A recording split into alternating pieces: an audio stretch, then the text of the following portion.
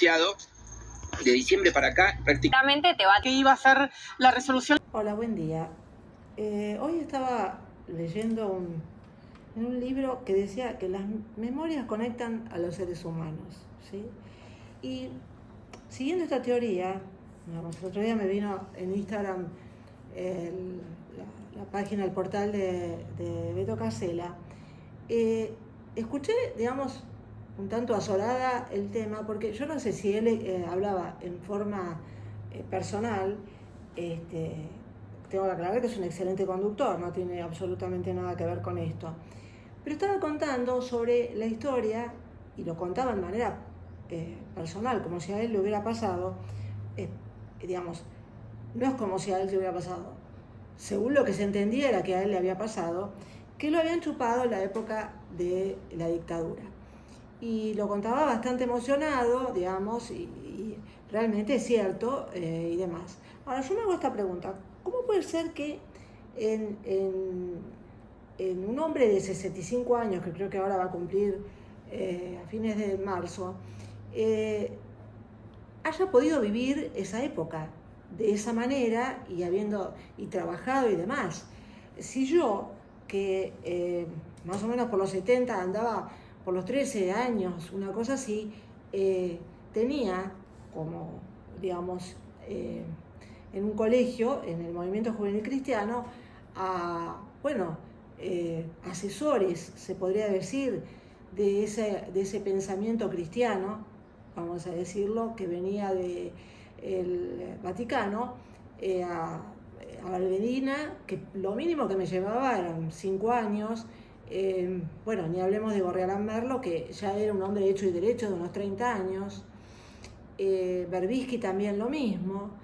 O sea que la verdad, sinceramente, no logro entender esa traspolación, pero sí la respeto, digamos, que desde el punto de vista de esa teoría de que las memorias conectan a los seres humanos, con el tema de toda esta historia que se vino contando en los últimos 20 años.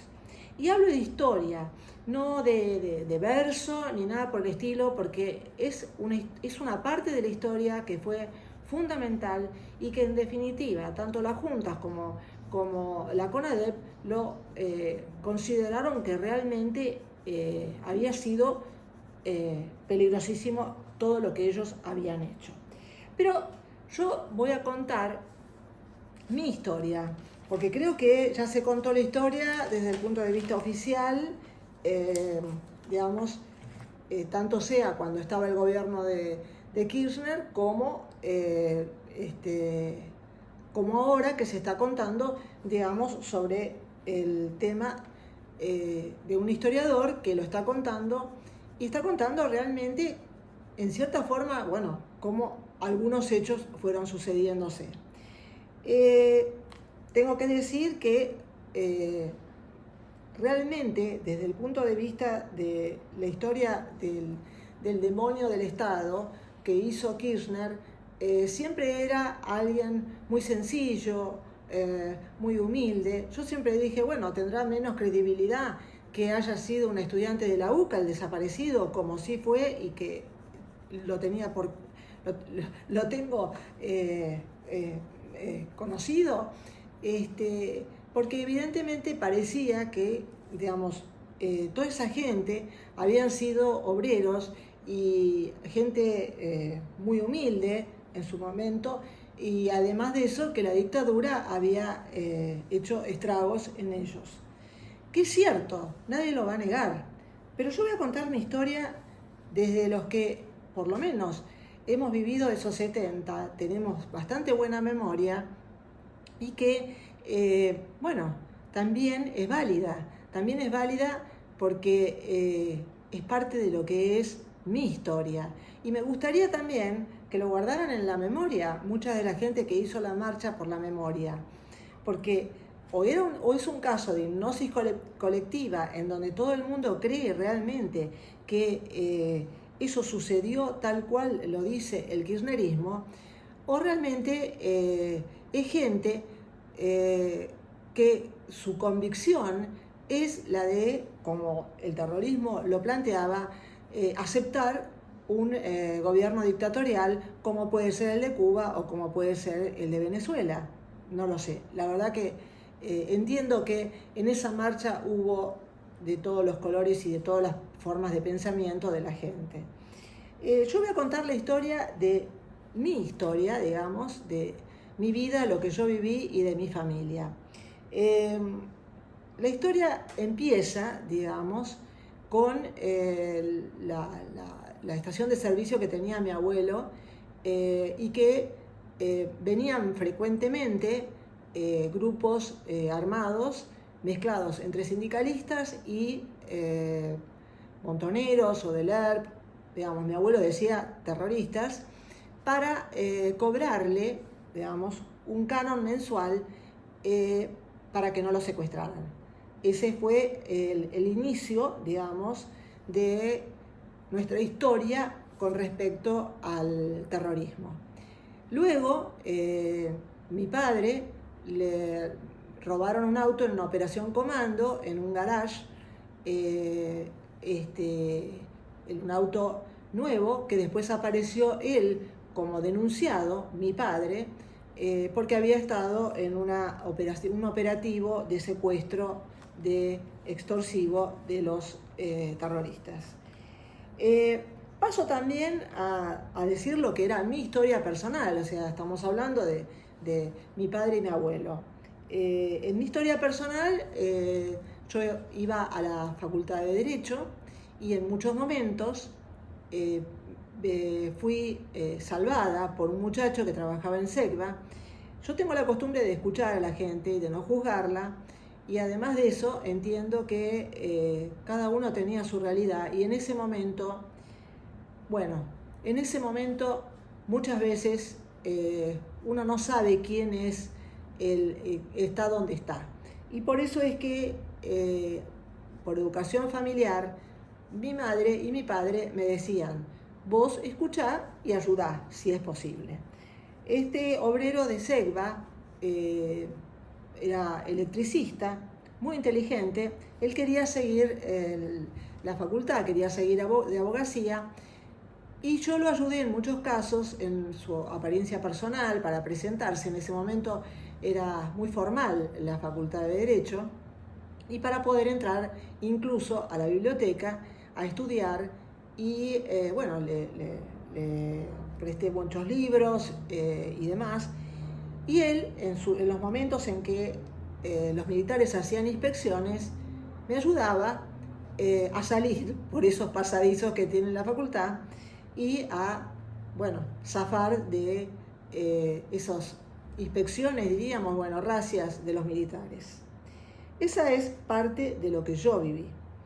Tengo además un hijo que se salvó milagrosamente de una bomba que pusieron los terroristas frente a la Facultad de Odontología. Y voy y vengo porque así eran los momentos en los 70. Uno iba y venía, ¿no? Luego, también tengo que decir que en mi colegio fui alumna del padre Jovanovich, que fue asesor, no sé cómo decirlo, del padre Carbone en el secuestro de Aramburu. Además, en los 70 fui, sigo siendo, pero ya un poco más alejada, amiga de unas personas que tenían en Salta un campo, y que uno de los familiares estaba secuestrado para que bajara el ERP en la pista de aterrizaje, de tierra obviamente, que había en el campo, y así, ellos seguían sus operaciones en Salta y Tucumán, que era donde en los 70 empezaron en forma mucho más progresiva y peligrosa. Así fue que el padre de una compañera de mi hijo, capitán del ejército, él se ofreció como voluntario para luchar contra el terrorismo en Salta y Tucumán. Fallece, y en el funeral se acercaron compañeros de armas y en forma, yo creo, bastante cobarde, dijeron que se joda por boludo. Y eso es textual, porque evidentemente también fui testigo de eso. Yo creo que, no sé si es más creíble o menos creíble mis historias personales, como también tengo que decir las de Córdoba, por ejemplo, cuando un grupo, digamos, del interventor militar en Córdoba intentaba quedarse con empresas, y por eso es que una vecina, su hija, fue avisada convenientemente y pudo zafar, digamos, pudo escapar por la ayuda de la hermana del presidente Alfonsín. Todo esto lo viví yo. Quizá por ahí no soy tan creíble porque no estoy vestida de viejecita o de pobre persona, pero como verán, estoy contando de un lado y del otro, de un lado y del otro. ¿Qué estaba haciendo en ese momento Néstor Kirchner? Bueno, por ahí realmente no lo sé, pero la foto parecía muy amistoso con el interventor militar de Santa Cruz, que evidentemente él convenientemente se fue a vivir, donde oriundo, por supuesto, en el momento, en los 70, en el momento que recrudeció todo este tema. Tengo que decir que además soy amiga de una persona que tenía su abuela, que según, bueno, después lo averigüé, lo veíamos en la lista de las madres de Plaza de Mayo, hablaba de su hijo desaparecido. Su hijo no estaba desaparecido, su hijo estaba exilado en España y ella se llevó ese secreto a la tumba.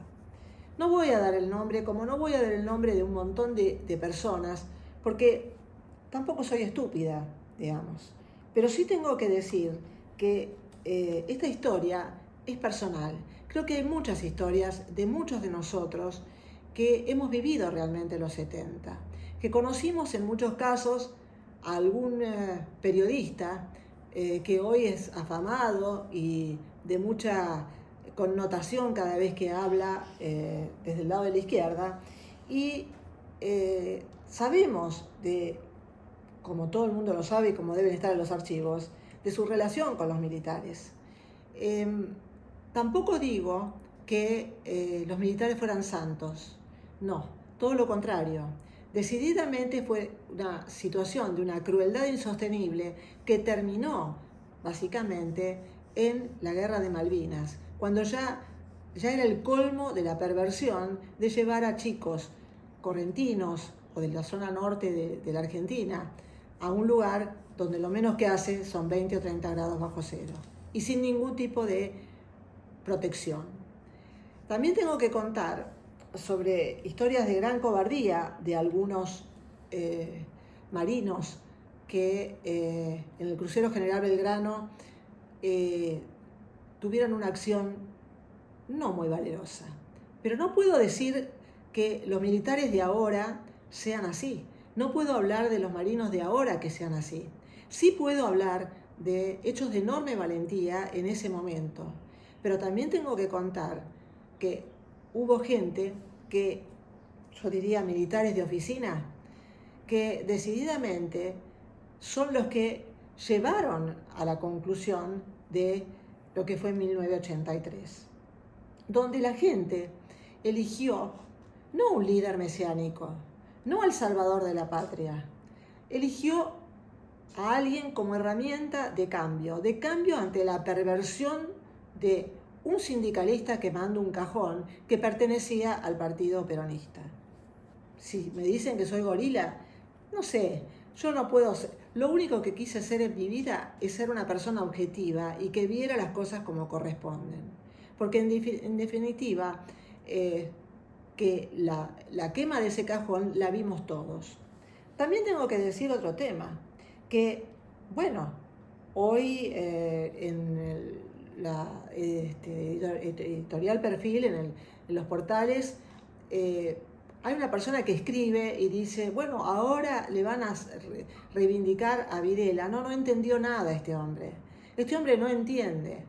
Videla no solamente fue la perversión de la peligrosidad que hizo y de todo la forma en que encaró, que no era solo Videla, eran todos los otros también, pero tengo que decir que no robaron más porque no tenían tiempo y porque no sabían, como muchos otros también políticos que le siguieron. Pero en el caso de Videla salía de un departamentito, vino de un departamentito con 5 hijos en la avenida Las Heras y terminó con campos y con una casa espectacular, una mansión en las lomas de San Isidro. Yo también tengo que decir que obviamente vino Menem, que tampoco los 90 fueron fabulosos, y indultó no solamente a militares, indultó también a terroristas. Porque la historia contada desde un sesgo totalmente de los buenos y los malos siempre va a conducir a esto. Siempre va a haber gente que en su ceguera de ideología entienda que solo se puede contar la historia del lado de ellos. Bueno, nosotros ya tuvimos un hecho que es el de Bartolomé Mitre, cuando se mandó un diario para contar su propia historia. Pero había otra historia en la Argentina, sigue habiendo otra historia en la Argentina. La Argentina tiene mucha gente que ha vivido, sobrevivió a muchos de estos eventos, y por el otro lado, tampoco podemos pensar que fulano se robó y el otro no se robó. No, acá hubo empresarios que decidieron en los 90 vender su empresa, pero no luchar para poder exportar o progresar, y hoy están dentro del Congreso y dentro de la UIA. Vendieron convenientemente, porque en esa época hablábamos de empresarios ricos con empresas pobres, te la quebraban y los tipos seguían con casas en Punta del Este, los campos y todo lo demás. Sin hablar de los sindicalistas, que en la época de Menem, cuando fueron las privatizaciones, convenientemente recibieron un flor de toco, y que fue, creo, el inicio, no sabemos, creo que algunos ya eran millonarios de antes. También habemos, los que estamos vivos acá, conocemos de la pertenencia de algunos sindicalistas a grupos violentos en la época de López Rega. O sea que, decididamente, acá nadie es santo, acá nadie orina agua bendita. Ni siquiera los que se autotitulan, como los de la Unión Cívica Radical, grandes demócratas. Porque yo también tengo que decir que el hijo de un ministro, creyó bastante convenientemente que a él le pertenecían unos terrenos de los ferrocarriles en zona norte, y ahí construyó su pileta. O una modelo que sacó un crédito en el banco hipotecario como vivienda precaria, y se construyó una flor de mansión frente al San Isidro Golf. O sea, acá yo creo que, todos son responsables, e incluso la Iglesia. La Iglesia también participó no solamente del lado de bendecir ciertas actitudes dictatoriales de la Junta Militar. La Iglesia fomentó, y en esto tengo que decir que soy testigo de eso, porque perteneciendo al movimiento juvenil cristiano, recibíamos no sé cómo se dice, las grabaciones de por la Geloso, se llamaba eso, la marca era la grabadora del momento, de Paulo VI, instando a una rebelión, que era una rebelión juvenil, y que, hay un libro que se llama La rebelión de los pobres, la violencia de los pobres, y que ellos justificaban ese tema. Entonces, digamos que Argentina vivió muchos momentos muy complicados. Pero si no vemos la historia con objetividad y entendemos que acá la corrupción lleva una línea y que nunca se cortó, vamos a pensar siempre que el malo no es el que a mí me gusta. El malo no es, o el corrupto no es el que a mí me gusta. A ese, bueno, roban pero dejan, como dijo una chica en una charla, después de haber hablado en una charla TED.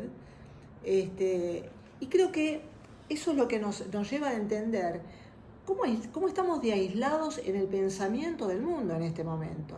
Mientras que hoy la Unión Europea habla de el euro digital, que obviamente va a ser un pingüe negocio con lo que es el efectivo, que en algún momento me explayaré para, no sé explicarlo, o por lo menos lo que yo deduzco que me va a pasar, pero bueno.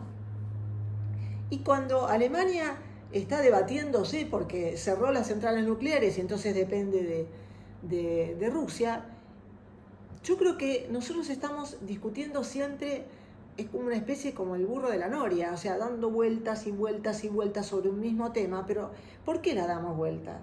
Porque en definitiva les conviene a un montón de gente. El otro día yo escuché a uno de los jóvenes créditos del partido peronista, el kirchnerismo, como es Axel Kicillof, hablar mal de su vicegobernadora, como que era anteriormente, había sido una mala administradora. Bueno, realmente no entiendo el tema, pero creo que hoy estamos nuevamente ante otra narrativa justificatoria de lo anterior. Lo mismo escuchar a la Cristina Kirchner hablar desde una facultad que para mí es un oxímoron, porque en definitiva las facultades que crecieron como hongos después de la lluvia, lo único que fueron un centro de militantes. Hablar de educación, hablar de que la gente está mal y que la droga, y yo me hago la pregunta, ¿ella no tiene algún aporte para dar sobre estos casi 20 años de gobierno que tiene? Entonces, para mí, no sé si será más creíble o menos creíble la historia mía personal de esos 70, pero lo único que no entiendo es que periodistas que no han vivido, realmente no han vivido esa época, se enrolen definitivamente en que solo hay un malo de un lado. Solamente hay un malo de un lado. No. Acá hubo gente que intentó hacer de la Argentina una Nicaragua. Y hay un presidente que tiene un libelo escrito en función de eso. ¿Por qué razón?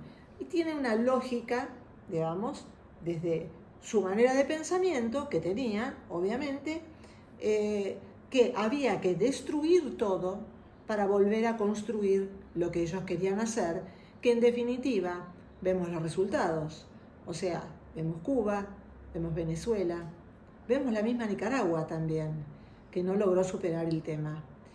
Entonces, a mí me gustaría solamente hoy terminar con este tema. ¿Vamos a seguir repitiendo la misma historia que nos condena así todo el tiempo, como el Día de la Marmota? Porque seguimos enrostrados en un conflicto permanente donde hay 5 generaciones que o se murieron por el COVID por falta de vacunas, o directamente se matan en las rutas que no se hicieron por esta supuesta obra pública que era muy importante, o cuando sale a trabajar la matan por la inseguridad. Es lo único que resulta. O sea, bueno, los saludo y chao.